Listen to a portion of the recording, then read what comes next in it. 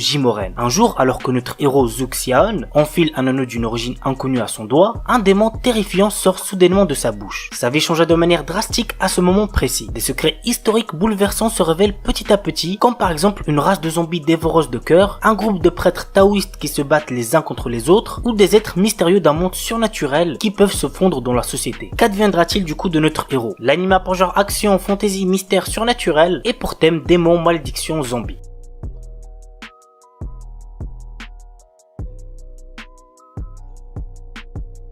Gradion. L'histoire se déroule dans un monde où de mystérieuses créatures, les Némésis, menacent l'humanité. Parmi les hommes, certains sont capables d'utiliser la magie et sont surnommés les sorciers. Nous suivons les aventures de Seth, un jeune garçon impulsif possédant une force surhumaine et capable d'utiliser la magie sans leur contrainte. Il commence un périlleux voyage pour trouver la source des Némésis qu'on appelle le Radion. Et sur sa route, il fait la rencontre de nombreux compagnons et ennemis. L'anime a pour genre action, aventure, fantastique, fantasy et pour thème combat, magie, monstre.